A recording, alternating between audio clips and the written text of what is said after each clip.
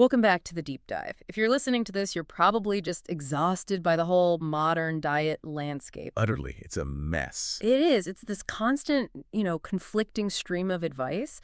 And after what we talked about last time, the lack of reliability in nutritional studies, it just leaves you skeptical. We're all suffering from diet fatigue. And that fatigue is totally justified. Last time we sort of laid the groundwork, right? Yeah. We showed that the data we rely on, food recall surveys, observational studies, it's just fundamentally unreliable. Too messy. Way too messy. Yeah. And that realization, it forces us to change the question. We have to stop asking, what should we eat?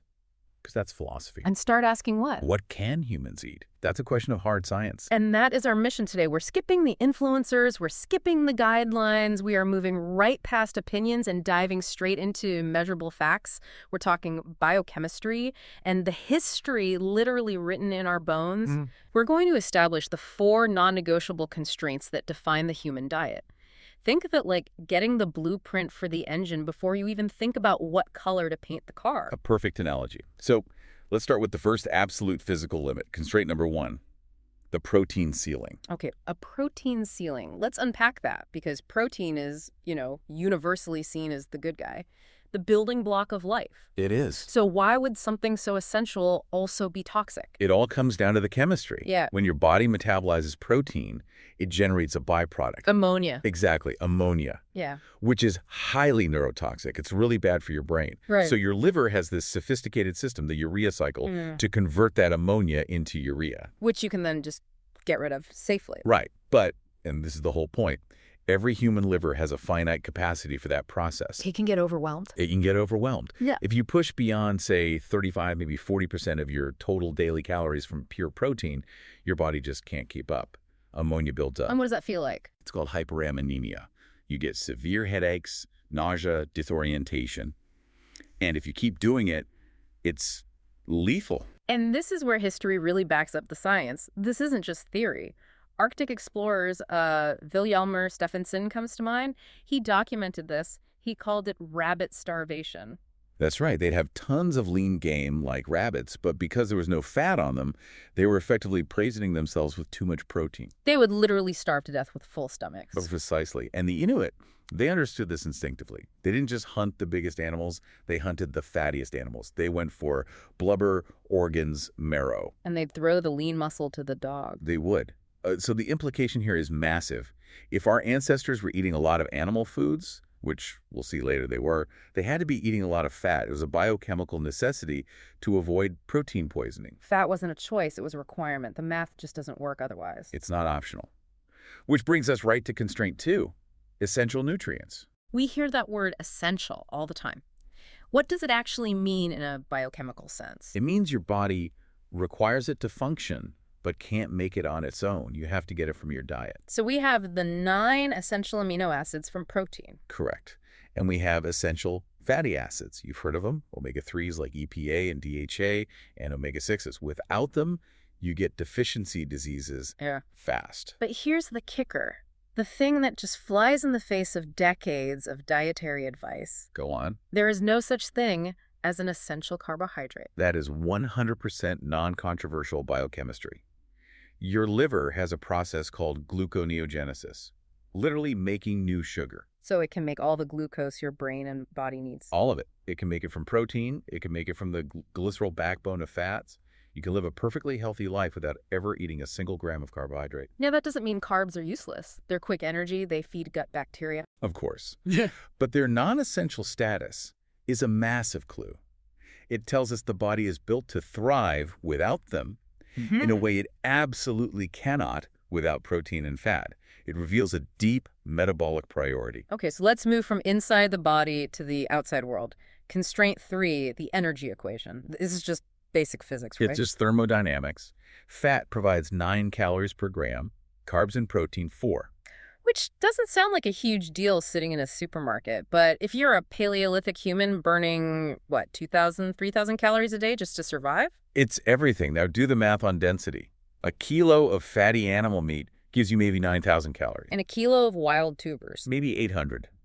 If you're lucky. Wait, hold on. That's more than 11 times the mass you'd have to gather, carry, and process. It's an unbelievable energetic gap. So the evolutionary pressure to prioritize the fat, it's not a preference. It's a survival imperative. It's just simple risk management and efficiency. You go for the most bang for your buck. Always. And that leads us to the fourth constraint, the metabolic switch. The Randall cycle. This is about which fuel your body decides to burn. Exactly. We have two main modes, and they're in competition. You have glucose metabolism, which is driven by high insulin. It tells your body to burn sugar and store fat. And then you have fat metabolism, where insulin is low, and your body burns fatty acids and makes ketones. Correct. And the fuel that's most available tends to shut down the other pathway. Yeah. But what's really unique about humans is our ketogenic capacity. We can run our brains on fat. A huge part of our brain, yes.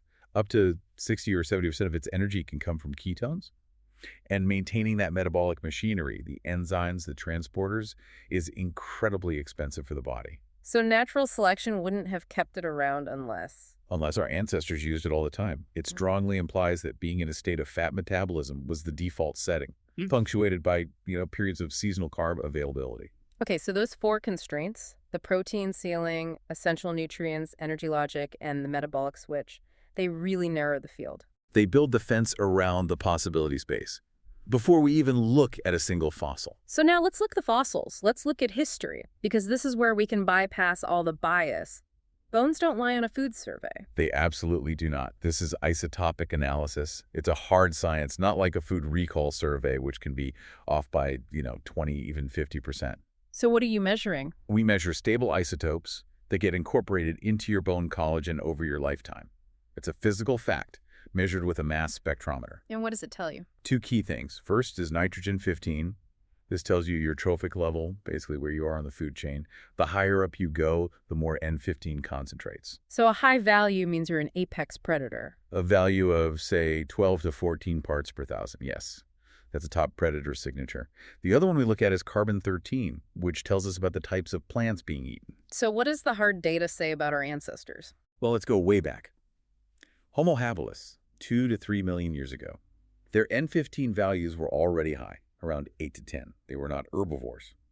And crucially, their tool marks show they were cracking open bones to get marrow. Which is 70 to 80% pure fat. They were going for the 9 calorie per gram fuel. They were. Then you get to the Neanderthals, absolute apex predators. N15 values consistently in the 10 to 12, even up to 14 range. Their signatures match those of seals, large fish, high-fat, high-trophic level animals. So for 2 million years, this was the template. Right. Our entire metabolic system was forged in that environment. For 80,000 generations. And then everything changes. The Neolithic shift, agriculture, about 10,000 years ago. Just a blink of an eye evolutionarily. A blink, and suddenly N15 values plummet to 8 to 10, and the carbon-13 shifts to cereals. We went from apex predators to, well, something much closer to herbivores very quickly. And you can see the results of that trade-off in the skeletons themselves, can't you? You can. It's written right there. Paleolithic skeletons show incredible bone density, very few dental cavities. But early Neolithic people, the ones relying on wheat and barley. Let me guess. Not so good. A disaster. Spikes in tooth decay, deficiency diseases like rickets, and a measurable drop in average height. We paid a real nutritional price for civilization. So that brings us to the modern day. Biochemistry sets the rules, history confirms the template. What's going wrong now is what you call metabolic incoherence. Yes. The standard Western diet is high fat and high carb. It's the worst of both worlds. Why is that combination so bad? Because the high carbs spike your insulin. And insulin's main job is to tell your body to stop burning fat and start storing it. The dietary fat you're eating at the same meal becomes the perfect fuel for that storage command. So you're basically flooring the gas and the brake at the same time. It's a perfect storm for fat accumulation and an insulin resistance. Precisely. And this goes back to the wrong enemy problem that sent nutrition science down the wrong path for 60 years. You're talking about Ansel Keys and the low-fat hypothesis. I am. His original 7-country study was just deeply flawed. He handpicked 7 out of 22 available countries to fit his theory. He left out places like France, where they ate a lot of saturated fat but had low rates of heart disease. Exactly. It was confirmation bias. And when modern researchers finally did huge meta-analyses, like this Siri Torino study in 2010, the link between saturated fat and heart disease it evaporated. And if you look at the timeline, the obesity epidemic exploded right when we were all told to cut fat. U.S. fat intake went down, while refined carb intake went way up. The data is undeniable. Our policies pushed us directly into a metabolically incoherent nightmare. But, and this is a big but, the template isn't a one-size-fits-all prescription. We have to account for individual variants. Absolutely. The blueprint is the same. We all need fat and protein. We can all run on ketones, but the engine is calibrated differently for each of us. This is where genetics come in. Things like lactase persistence. Perfect example. Only about 35% of us can digest milk as adults. Or the AMY1 gene, which affects how well you digest starch. Or APOE variants, which change how you handle dietary fats. And then there's the whole universe of the microbiome. A whole other metabolic organ. Your gut bacteria are producing compounds that affect everything.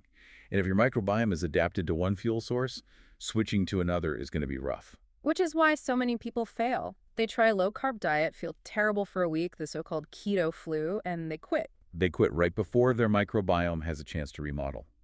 That adaptation period, 4 to 6 weeks minimum, that's another non-negotiable constraint. You have to have patience. So ultimately, the body doesn't lie. You use the science to narrow the possibilities, but then you have to test it yourself. That's the self-verification loop. Use biomarkers, check your glucose, your HbA1c, your lipids, inflammatory markers every few months.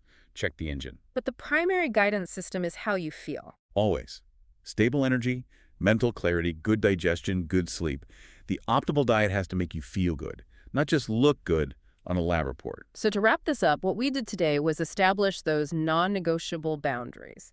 The protein ceiling, the essential fats and proteins, the energy logic, and our fat-burning architecture. And all of it points to a fat-centric ancestral template that was in place for 2 million years. Right. So the constraints tell you what's off the table, but within that remaining space, finding what works for you is a process. It takes patience and self-verification. The key takeaway for me is that the human body is designed for incredible flexibility, but only within those immutable boundaries. When you ignore them, you're just inviting metabolic chaos. And the final thought for you to take away today is this. If your body's engine was built over 2 million years for apex predator nutrition, how much of that daily brain fog or that afternoon energy crash is just your body struggling to run on this modern high-fat, high-carb confusion diet? Something to think about. Next time, we're going to take this exact model and apply it directly. We'll look at modern diets, vegan, carnivore, and see how they actually stack up when you view them through this harder scientific lens. To read more of the essays from Mark Carlson that inspired this deep dive, you can check out healthundercontrol.com. And if you're ready to put these principles into practice, visit unblock.health for services. Thanks for joining us for the deep dive.